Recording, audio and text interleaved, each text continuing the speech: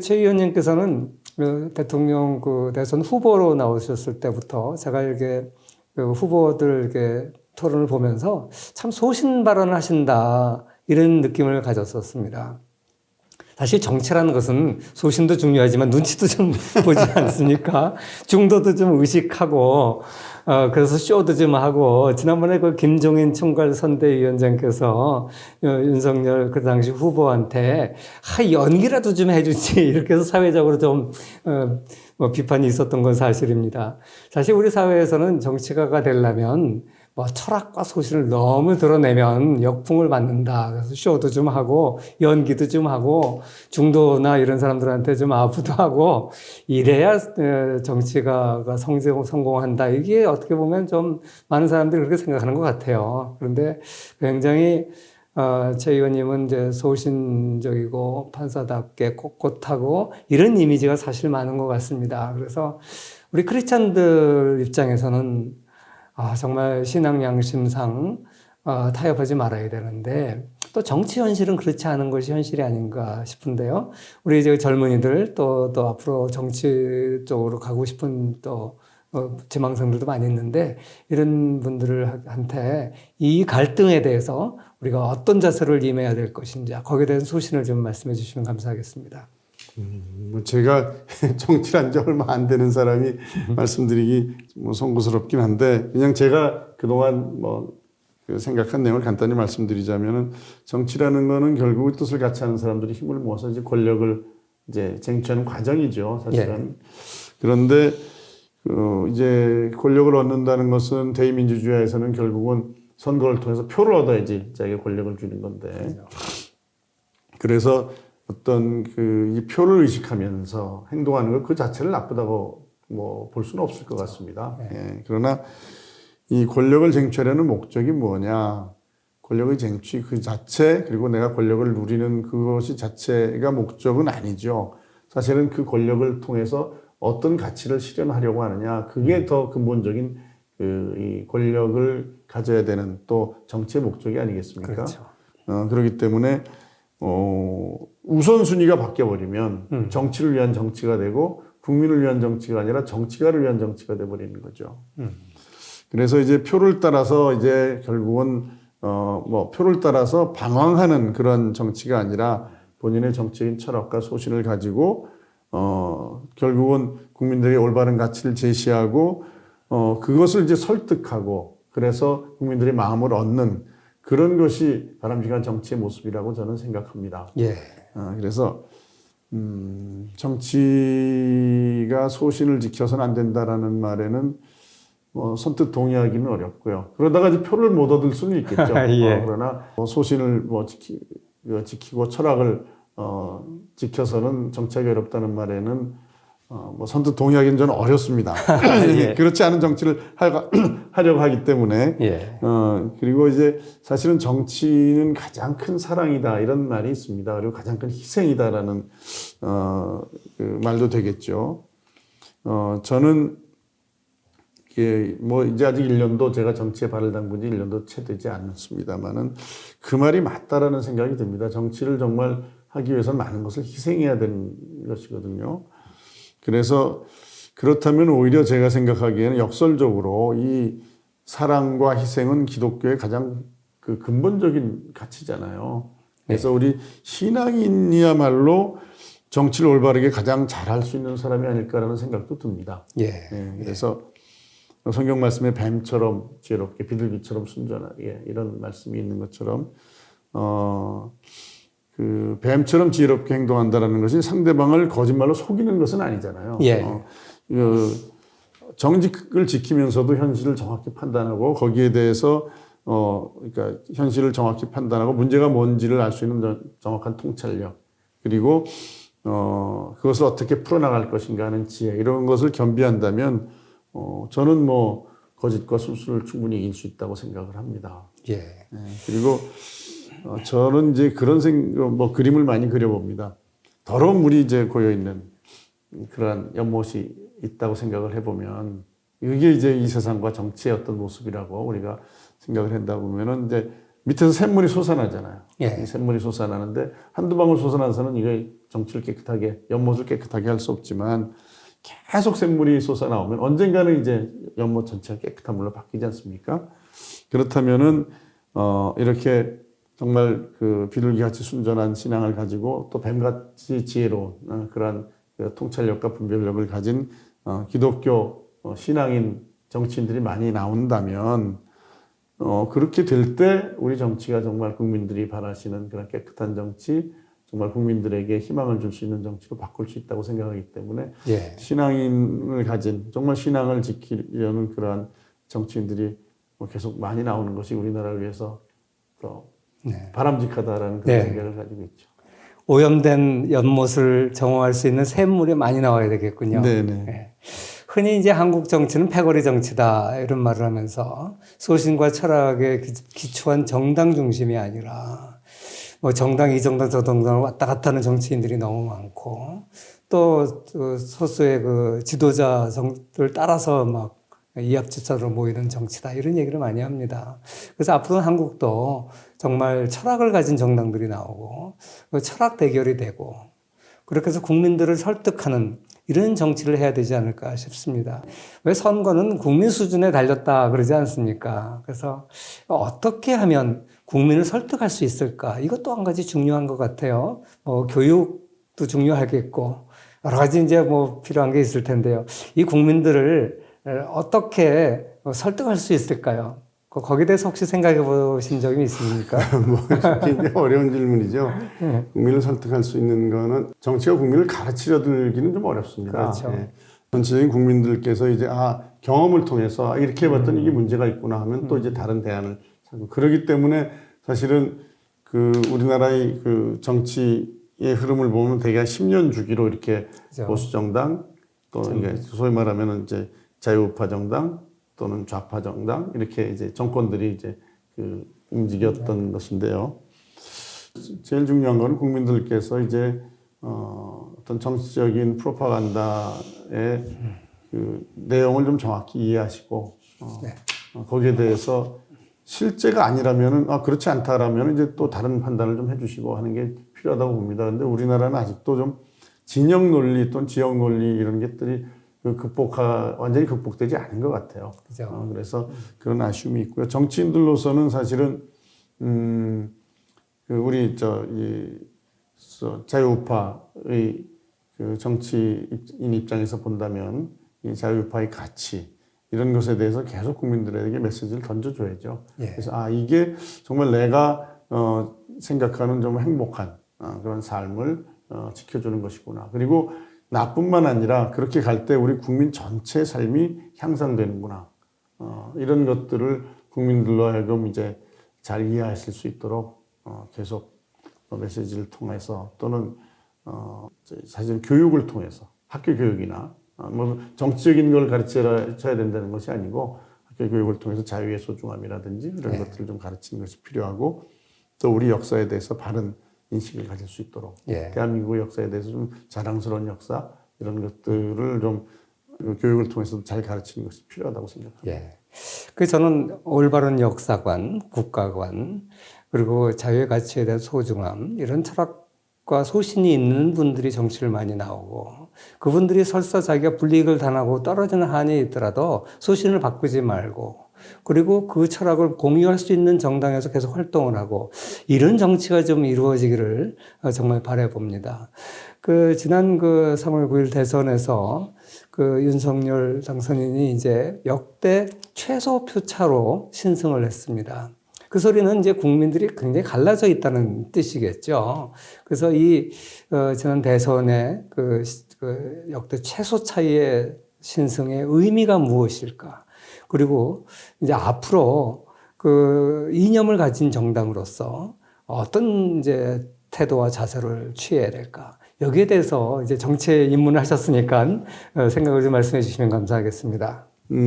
지난 3월 9일 대선에서 역대 최소 이제 차이로 당선이 결정된 것에 대해서 많은 해석들을 하는데요. 저는 좀 전에 말씀드린 것처럼 대개 10년 주기로 이제 정권이 교체되어 왔는데 이번에는 5년 만에 바꿨다는 것에 저는 더 큰 의미를 두고 싶습니다.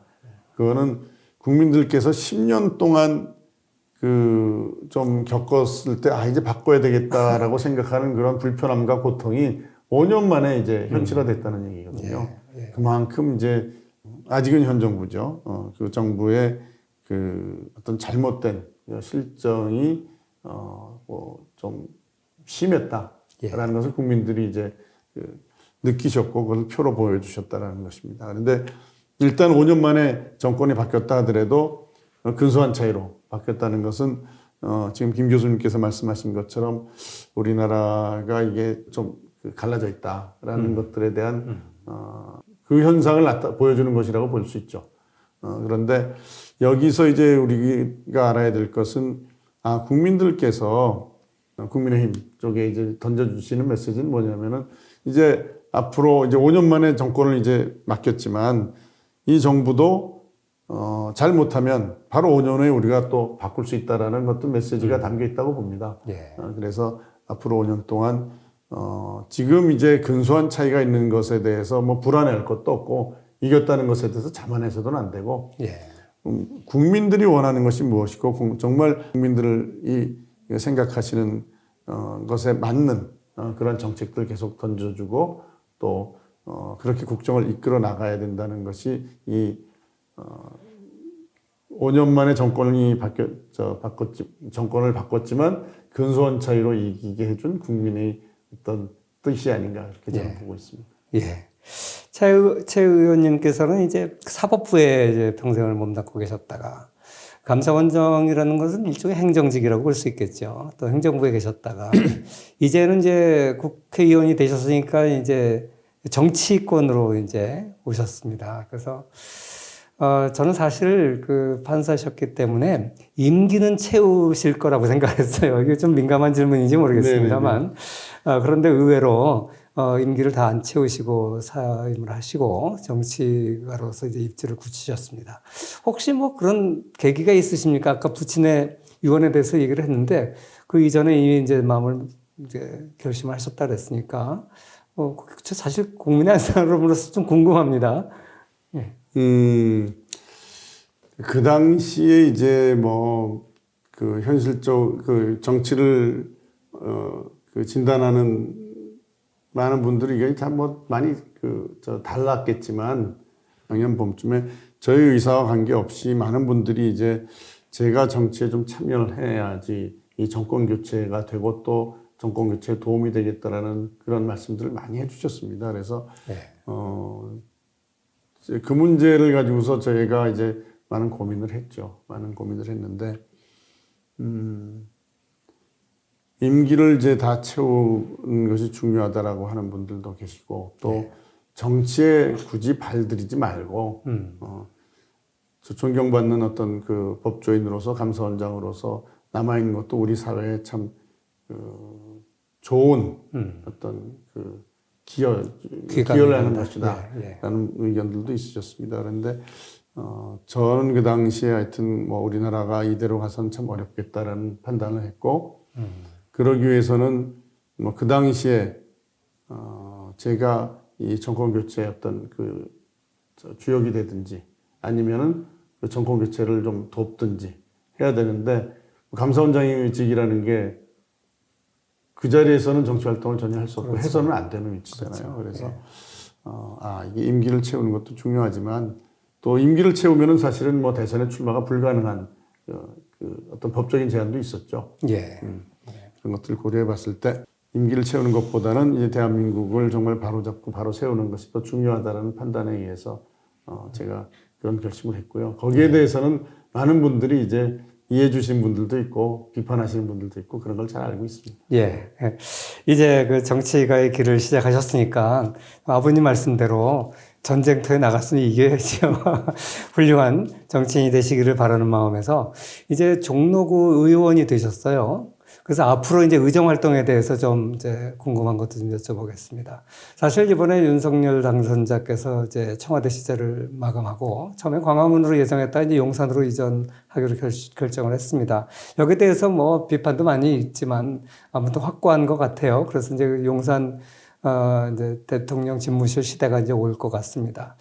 그렇게 되면 이제 광화문 종로 의원님이 이제 의정활동 지역인 이제 종로 광화문 쪽이 이제 새로운 이제 탈바꿈을 좀 해야 되지 않을까. 지금까지는 현 정치 1번가였는데 사실 그곳에 가 보면은 이순신 장군 동상, 세종대왕상, 그리고 유기전 복구하고, 그리고 그 앞에 이제 세종문화회관, 그리고 그 앞에 또 이제 또 이번에 문화재 발굴을 한 것 같아요. 그래서 이제 그 경복궁도 있고 각종 고궁들도 거기 있으니까, 정말 이제 경복궁 광화문 그 일대는 이제 우리 조선시대를 상징하는 어떤 역사 문화 공간으로서 또 많은 세계인들이 대한민국의 발전을 보고 관광을 많이 오는데 그 뿌리에 대해서 우리가 이제 밝힐 수 있는 좋은 이제 역사 문화 공간이 될 것 같습니다. 그리고 이제 새로 이제 새로운 대통령이 집무하게 될 용산 일대는 현대사의 유적지가 많은 곳이니까 이제 그곳은 이제 1948년 이후에 탄생한 대한민국에 대한 역사 유물들 중심으로 해서 또 새로운 시대를 열어갈 것 같습니다. 그런 의미에서 이제 정말 중요한 시기에 종로구 이제 의원이 되셨어요. 그래서 거기에 대해서는 어떤 종로구 의원 구민들을 위해서 또 서울 시민들을 위해서 어떤 포부나 또 계획이 있으시면 좀 말씀해 주시면 감사하겠습니다. 일단 뭐 대통령 집무실을 이제 청와대에서 용산으로 이전한다는 것은 뭐 단순한 이제 장소 이전이 아니라 국민 속으로 들어가서 국민과 소통하며 정치를 하겠다는 국정 운영의 패러다임의 변화에 더 큰 의미가 있다고 보여지고요. 네. 일단 종로 입장에서는 그 청와대가 위치함으로 있어서 이제 이 서쪽에서부터 이제 뭐 인왕산 쪽이겠죠. 네. 인왕산이고 서촌에서 또 그 경복궁, 그다음에 북촌 네. 지역, 그다음에 창덕궁, 종묘, 뭐 중간에 인사동도 있고요. 이어지는 그런 것들이 사실 청와대로 인해서 좀 단절된 게 있었습니다. 네. 그리고 청와대가 거기 위치함으로써 그 지역에 이제 뭐 이런저런 규제들도 사실은 좀 많이 있었던 게 사실이고요. 네. 이제 그런 것들이 없어지고 청와대가 이제 국민들에게 완전히 국민의 품으로 이제 돌아오게 된다면 종로의 입장에서는 종로의 전체를 하나의 어떤 역사 문화, 전통의 어떤 그 벨트로 이렇게 묶을 수 있는 가능성이 열린 거죠. 그렇죠. 그래서 그런 것들을 종합적으로 보존할 것은 이제 보존하되 또 개발할 것은 개발하면서 네. 종로 전체를 어떤 하나의 그 거대한 역사 문화 전통의 어떤 하나의 그 클러스터로 만들 수 있는 그런 가능성이 열렸다는 점에서 저는 굉장히 중요하다고 보고요.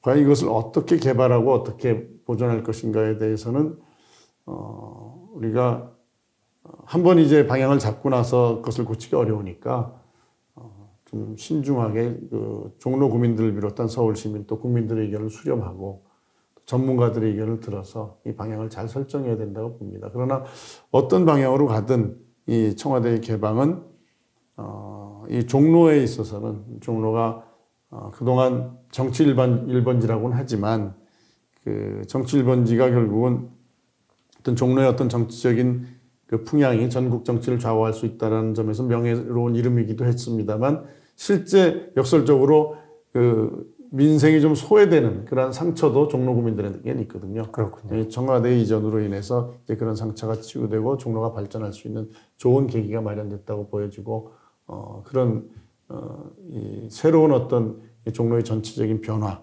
이런 것들은 뭐 새 정부와 또 지방선거를 통해서 시장, 구청장 다 바뀔 겁니다. 그래서 네. 전체적으로 같이 협의를 하면서 가장 종로 구민들이 원하시고 또 바람직한 그런 방향으로 좀 그림을 그려볼까 합니다.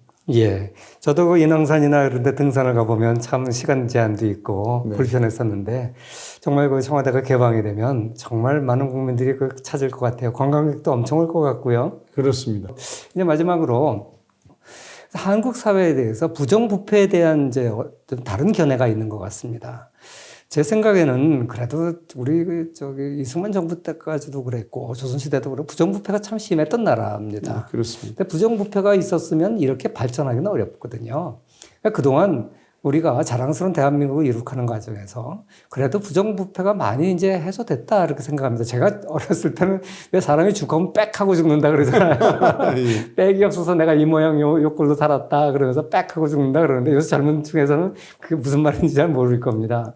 그랬던 한국 사회가 그래도 요즘 관공서나 가보면 그래도 상당히 투명하고 상당히 선진적으로 발전한 것 같습니다. 지난 이 사법부와 행정부에서 경험을 토대로 봤을 때 대한민국의 부정부패가 어느 정도가 지금 됐는지, 그리고 우리가 정말 이제 세계를 리더하는 선진국이 되려면 앞으로 고쳐야 될 게 뭔지, 여기에 대해서 마지막으로 소감이랄까요?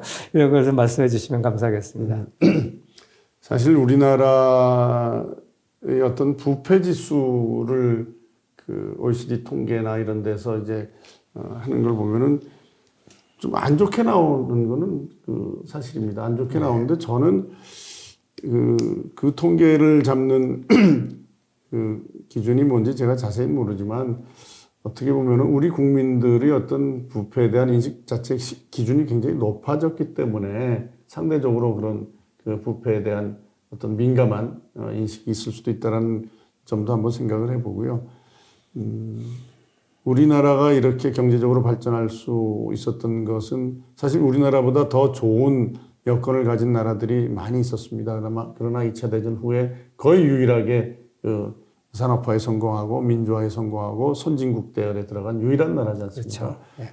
정말 공무원의 부패가 극심했다면은 사실 이런 그 결과를 내기 어려웠을 거라고 생각합니다. 그래서 우리나라의 공무원 부패나 이런 것들이 좀 많이 개선됐다라고 보여지는데요. 그러나 제가 감사원장을 하면서 보니까 중앙정부의 경우에는 그래도 많이 투명해지고 또 공무원들의 수준도 굉장히 많이 높아졌습니다. 그러나 그 지방정부로 갈수록 또 지방정부나 이제 그 지방 공기업 이런데 내려갈수록 아직은 좀 많은 문제들이 있던 것을 봤고요. 그런 수준이 어떻게 보면은 일반 국민들, 서민들이 느끼는 어떤 그 체감적으로 느끼는 것은 사실 최일선에는 지방 공무원이나 지방 공기업들의 어떤 행태가 국민들이 실제 느끼는 피부로 와닿는 그런 행정의 모습일 수도 있거든요. 그렇기 때문에 그런 부분에 대해서는 앞으로도 지속적으로 그 국민들이 감시도 필요하고 또 해당하는 공무원들이 잘못에 대해서는 엄격하게 그것을 적발해서 좀 책임을 묻고 하는 것들을 계속해야 된다. 그렇게 되면은 아무래도 앞으로 좀 개선될 수 있고 우리 국민들의 의식도 이제는 부패한 것을 그냥 당연한 것으로 여기는 것이 아니라 뭔가 바뀌어야 된다는 생각들은 가지고 있기 때문에 앞으로 많이 좀 개선될 수 있다라고 저는 희망적으로 보고 있습니다. 이제 우리가 이제 지방선거가 얼마 남지 않았습니다. 법적으로 이제 밝혀져야 되겠지만 그 전 이재명 그 성남지사 시절에 여러 가지 대장동 사건이라든지 또 경기지사 시절에 법인카드 유용 문제라든지 국제 마피아와의 연루설이라든지 아직 아주 확실하게 밝혀진 건 아니라서 함부로 말씀드리기는 어렵지만 이런 게 이제 빙산의 일각 같은 아까 말씀드린 것 같이 아무래도 지방으로 갈수록 중앙정부에 비해서는 좀 열악한 것이 사실인 것 같습니다. 아직 국민들의 그 민도가 깨어나고 내 편, 네 편이 아니라 정말 옳고 그른 것을 따질 수 있는 그런 모든 그 지방을 포함해서 나라가 돼야 되겠지요. 이렇게 오늘 이렇게 좋은 말씀 장시간에 걸쳐서 이렇게 해주셔서 정말 감사합니다. 혹시 마지막으로 또 하시고 싶은 말씀 있으시면 해주시죠. 네. 정치가 이제 발전하고 그러기 위해서는 정치인들이 정말 국민들을 섬기는 마음으로 정말 국민들의 마음을 정치에 담아내려는 노력도 필요하고요. 또 국민들께서도 어떤 편이나 이념이나 이런 거 관계없이 정말 국민들을 위해서 사심 없이 일하는 정부가 어느 정부냐, 일하는 정치인이 어떤 정치인냐를 좀 잘 보시고 선택해 주시면서 늘 그 선거를 통해서 국민들의 의사를 정확히 표현해 주신다면 우리나라의 정치도 앞으로 계속 좀 발전할 수 있을 것이라고 생각하고 있고요.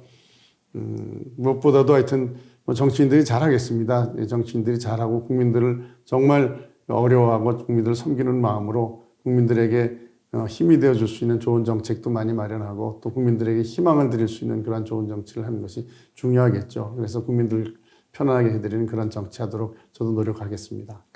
아유, 감사합니다. 저도 그걸 믿습니다. 일단 뭐 다른 정치가들도 다 그렇게 얘기하겠지만 특히 최재형 의원님은 개인의 일신의 영달을 위해서가 아니라 나라를 위해서 그 분신쇄골 노력해 주실 것을 믿습니다. 감사합니다. 네, 그렇게 하겠습니다. 네, 감사합니다. 감사합니다. 네.